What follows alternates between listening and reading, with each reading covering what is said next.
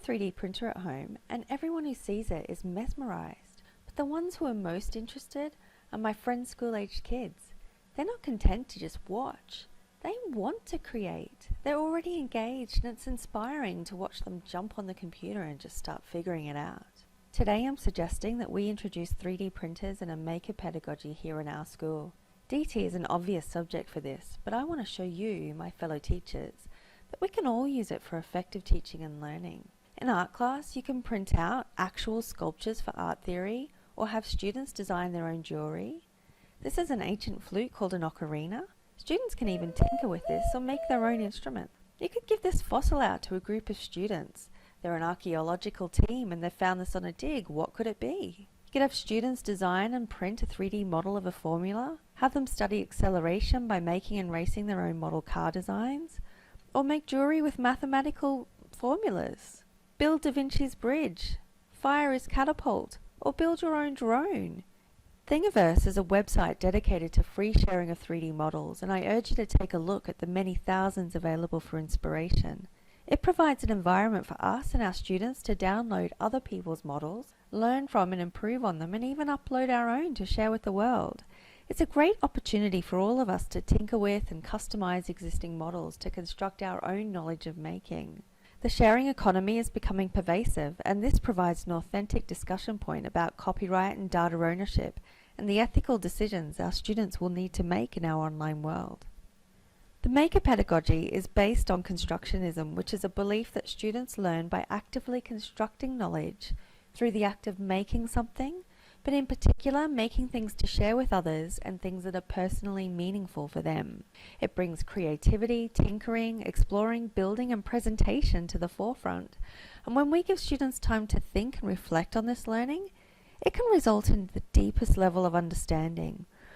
3D modelling and printing support a number of learning styles. Firstly, it's a very physical and kinesthetic way to learn. Looking at a drawing of a dodecahedron is very different to picking one up and rolling it around in your hands. Viewing 3D models on a computer screen and then watching them physically come to life helps build spatial intelligence. Many objects make use of logical and mathematical models for strength and beauty. Biomimicry is a growing approach to design which supports and improves naturalist intelligence. And Bloom's revised taxonomy categorizes higher order thinking as analyzing, evaluating, and ultimately creating. The level of engagement means that the process of remembering, understanding, and applying the basic concepts can be completed with student-led learning. If we then provide authentic, inquiry-based tasks and act as guides, they can quickly move on to higher order thinking. They can analyze the task and what model or information might be required, evaluate models or designs to decide if it's suitable or if it can be improved upon. And of course, they'll create many new, innovative and exciting products. And one of the great things about 3D printing is that designs often fail, but this encourages reflection, group discussion, and creates a culture where failure is not negative. It's necessary for improvement. The creation of a portfolio and a product as summative assessment allows us to test process skills, understanding, and the application of knowledge. The very process of creating, tinkering, and reviewing is constant feedback for the student and assists with formative assessment. Group collaboration and peer feedback is an important role in the design process, and this is very reflective of real-world employment. If students publish their models on Thingiverse, they'll also attract feedback and improvements from the whole world. This leads to a more authentic assessment, as students are not just designing for teachers, but they're designing for everyone. We also can't ignore the hidden curriculum. Having a 3D printer in our school shows that we're forward thinking and allows our students to feel that they're ahead of the curve in this new global knowledge economy.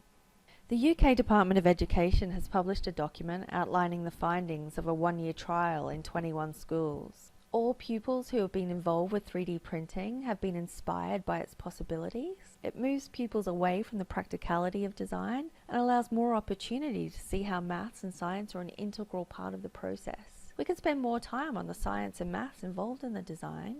And older pupils who are familiar with the design cycle can make real use of 3D printing to shorten that make phase and spend more time designing and evaluating to make better products. 3D printing is a disruptive technology that will change our lives. It's something we and our students should embrace to inspire innovation and creativity as well as improving our effectiveness as teachers and learners and providing a world-class learning environment. If we take a look at the Melbourne Declaration on Educational Goals for Young Australians, it states that we will depend on the ability to compete in the global economy on knowledge and innovation, and that rapid and continuous change is changing the way we work with information, and that we as schools need to increase our effectiveness significantly. I believe that with 3D printers and the maker pedagogy, we can really make a difference.